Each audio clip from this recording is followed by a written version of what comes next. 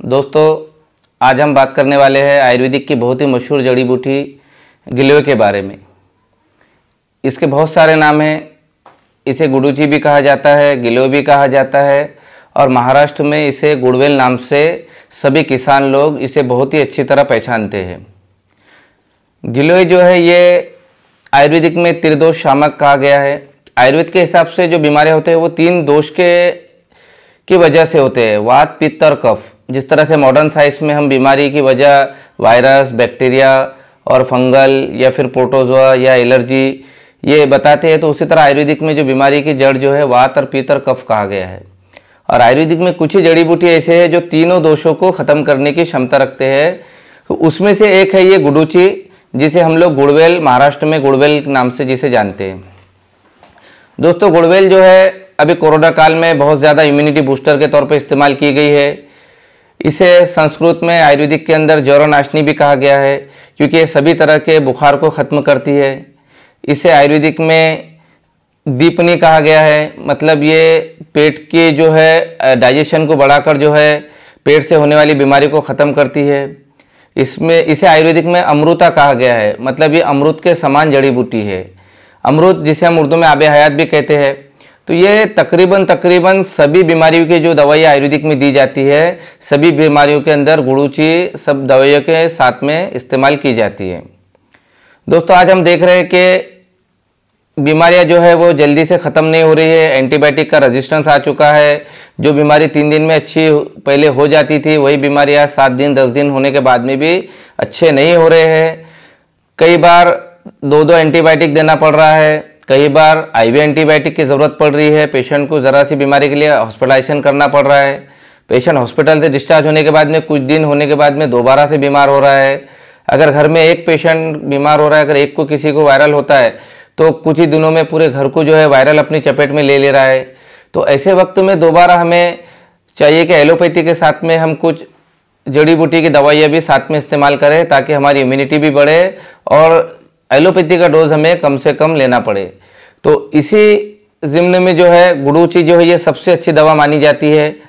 गुड़वेल जो है वो हिंदुस्तान के अंदर तकरीबन सभी जगह आसानी से मिल जाती है। तो आज हम इसी गुड़वेल के बारे में जानेंगे कि इसे कैसा इस्तेमाल करना चाहिए। दोस्तों, सबसे पहले हम देखते हैं कि इसकी पहचान क्या है। गुड़वेल की बेल जो है बेल के रूप में जो है ये ज़्यादातर बड़े बड़े दरख्तों के ऊपर, चट्टानों के ऊपर पाई जाती है। खासकर ये नीम के झाड़ और आम के झाड़ के पास में बहुत सारे खेतों के अंदर जो है किसान लोग इसकी जो है बेल लगाते हैं। इसकी पहचान ये होती है कि इसके जड़ जो है, इसके ऊपर एक कागजी तना रहता है, एक कागज़ के जैसा एक ऊपरी परत रहती है, जिसको हटाने के बाद में मेन जो है जड़ जो है वो दिखाई देती है हरी कलर की। तो इसका इस्तेमाल बहुत सीधा साधा है। अगर हम एक इंसान के लिए अगर इस्तेमाल करना चाह रहे हैं तो तकरीबन इतनी जो है जड़ हमें लगेंगी, इतनी जड़ को हमें लेना है, उसके बारीक बारीक टुकड़े करना है, या फिर आप उसका पेस्ट भी बना सकते हैं, चूरन भी बना सकते हैं।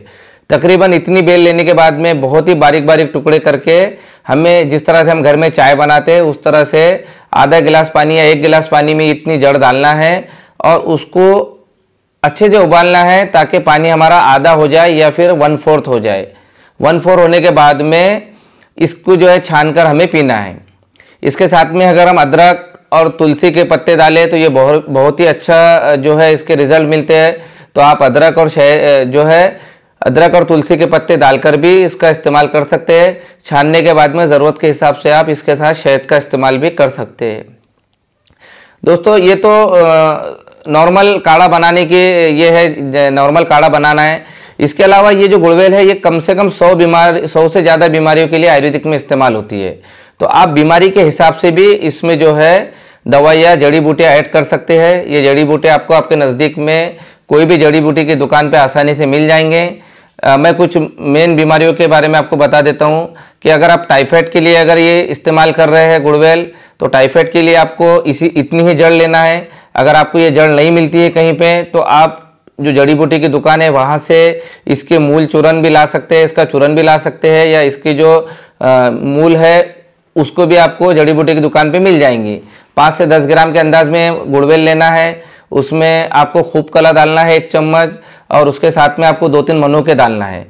अगर आप इसका काढ़ा 7 दिन तक अगर लेते हैं, अगर आपको बार बार टाइफाइड होने की शिकायत हो रही है, या टाइफाइड के बाद में कमज़ोरी लग रही है, या टाइफाइड के बाद में खाना खाने की इच्छा नहीं होना, मतली होना, ये सारी चीज़ें ये काढ़े से बिल्कुल ख़त्म हो जाती है। इसके अलावा अगर आप इसके लिए अगर वात के लिए अगर ले रहे हैं, सांधेवात अगर आपको है, जोड़ों में कमज़ोरी है, बार बार जोड़ों में दर्द होता है, तो यही गुड़वेल के अंदर आप जो है वंश लोशन डाल सकते हैं और हल्दी भी डाल सकते हैं। हल्दी, गिलोय और वंश लोशन का काढ़ा ये वात के लिए बहुत अच्छा माना जाता है। इसके अलावा अगर आपको कीड़े का प्रॉब्लम है, पेट में जत अगर लग रहे हैं, तो उसके लिए आप इसके साथ में विडंग चूर्ण डालिए। इससे आपके जो है जत का प्रॉब्लम आपका सॉल्व हो जाएगा।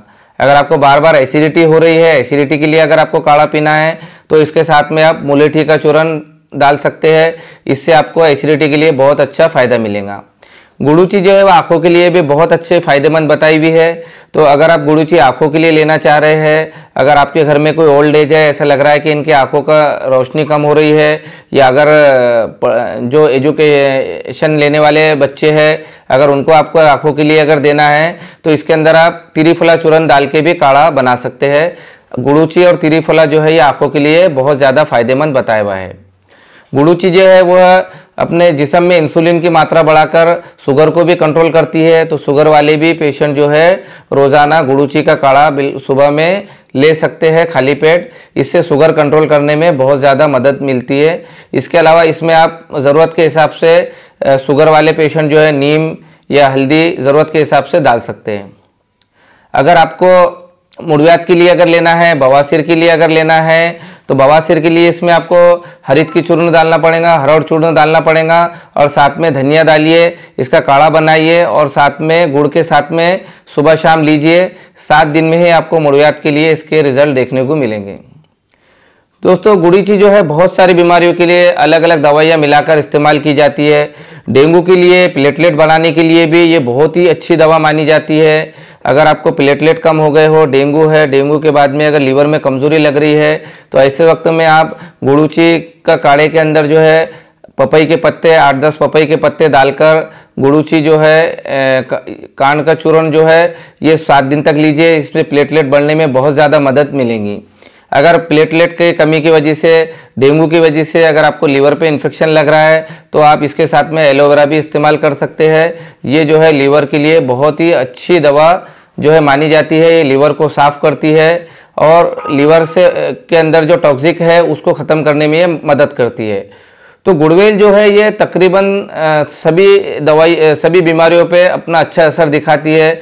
इसके साथ में जो है ज़रूरत के हिसाब से दूसरे जड़ी बूटी ऐड करते हैं, या अगर आप प्लेन गुड़ूची भी ले रहे हैं अदरक और तुलसी के साथ में, तो ये रेस्पिरेटरी इन्फेक्शन, तुम्हारे बहुत ज़्यादा पुराना अगर बुखार है, बार बार हड्डी में बुखार है, बार बार टाइफाइड अगर आ रहा है, तो उसके लिए ये दवाई बहुत ही अच्छा काम करती है।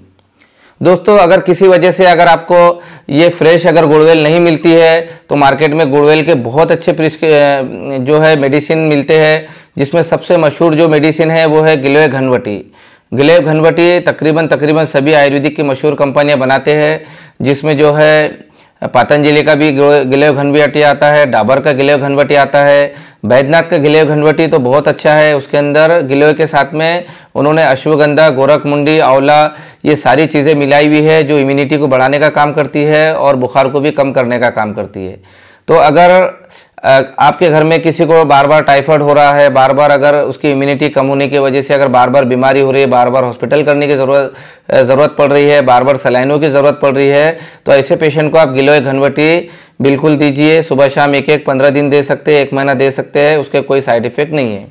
अगर आपको गिलोय घनवटी अगर किसी को गोली नहीं लेना है या छोटा बच्चा है, तो गुड़ूची सोरस जो है, गुड़ूची का जूस जो है मार्केट में मिलता है, सभी कंपनी का जूस मार्केट में मिलता है। तो आप गुड़ूची का जूस भी लेकर बच्चों को, बड़ों को, घर में सभी को पिला सकते हैं।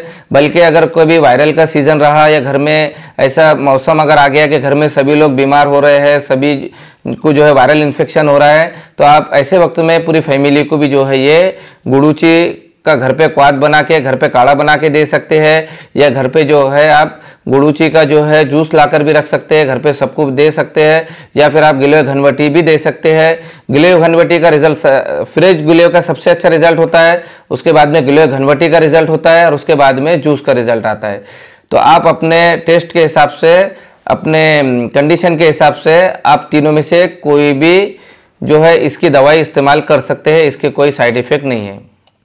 दोस्तों, आज हमने गिलोय के बारे में इस वीडियो में बताया है। अगर गिलोय से रिलेटेड आपके कुछ भी क्वेरीज हो तो आप हमें ज़रूर व्हाट्सअप कीजिए, हम आपको जवाब देने की कोशिश करेंगे। अगर वीडियो अच्छा लगा तो इसे शेयर कीजिए, लाइक कीजिए और हमारा चैनल डॉक्टर जिब्राइल वाशिम ज़रूर सब्सक्राइब कीजिए। Thank you, bye.